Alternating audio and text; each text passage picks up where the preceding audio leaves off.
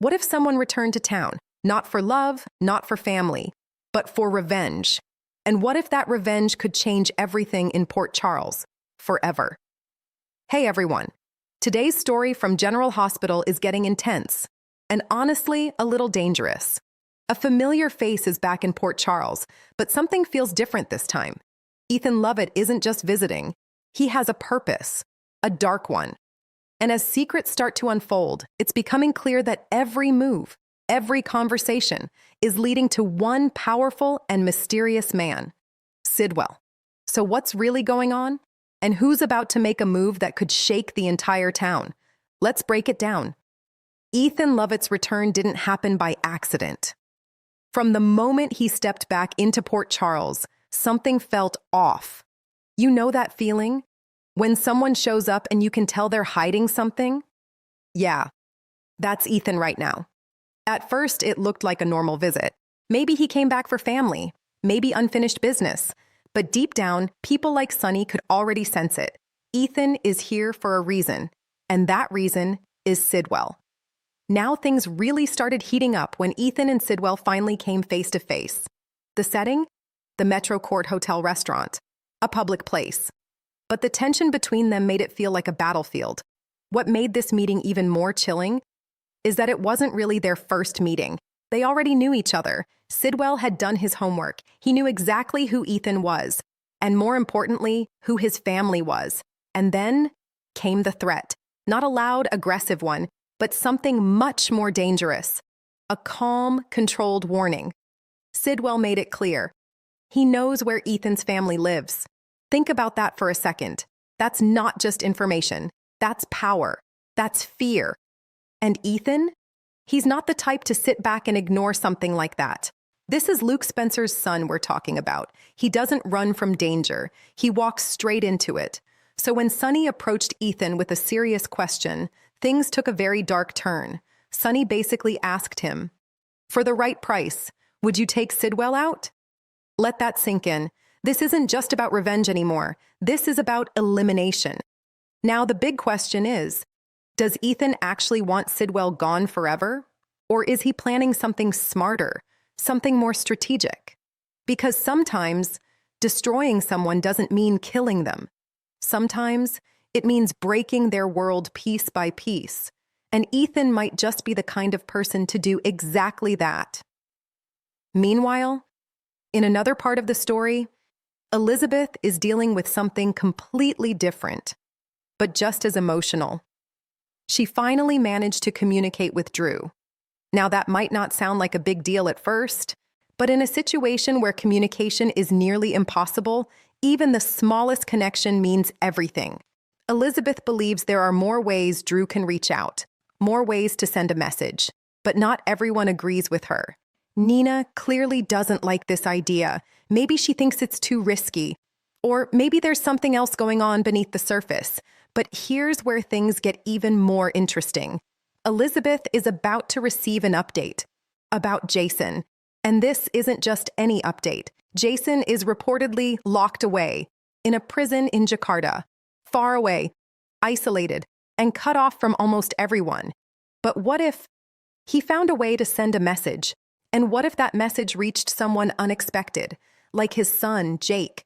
Now imagine being in Elizabeth's position, waiting, hoping, but also fearing what that message might contain.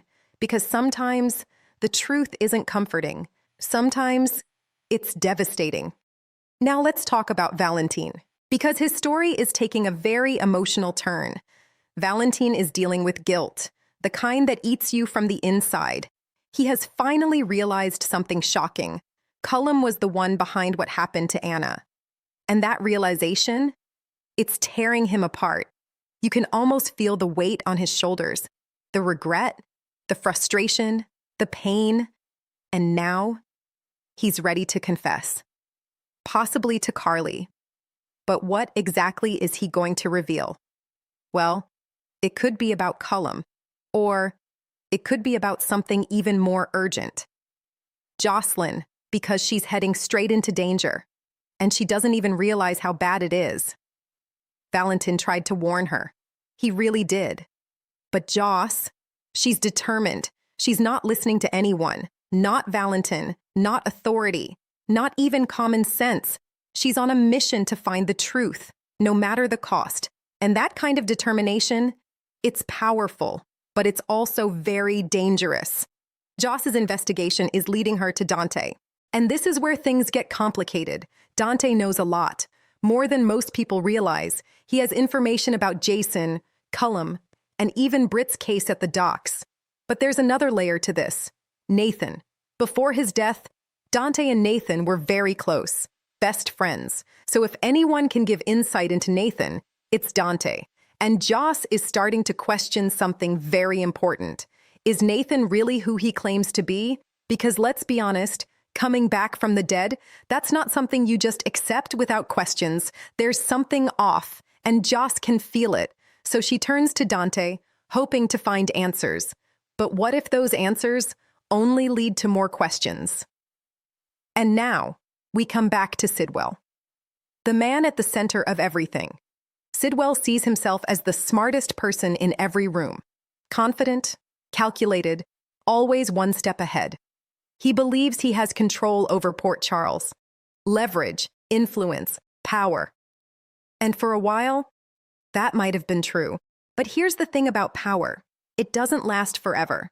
At some point, people push back, and Sidwell knows that, which is why something is starting to feel off to him. His instincts are kicking in.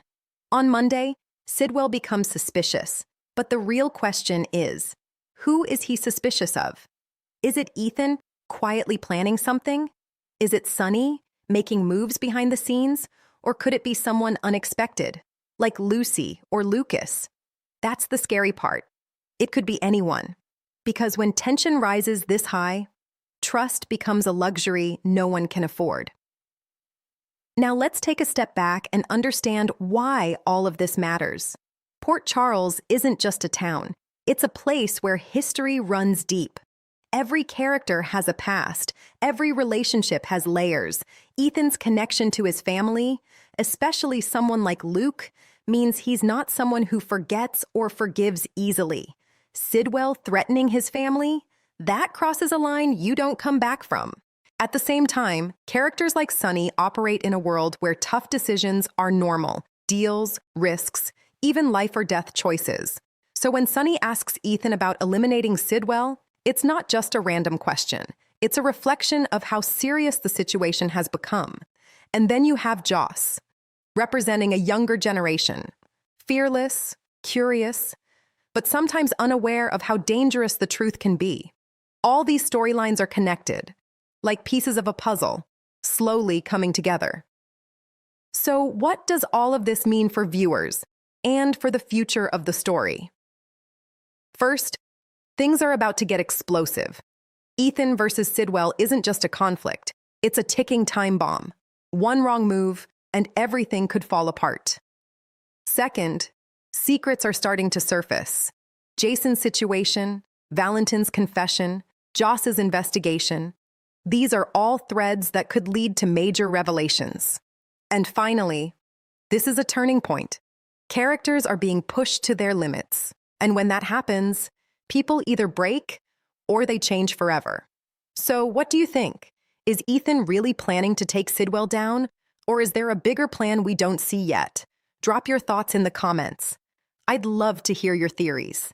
And if you're enjoying these deep dives, don't forget to stick around because things in Port Charles are just getting started.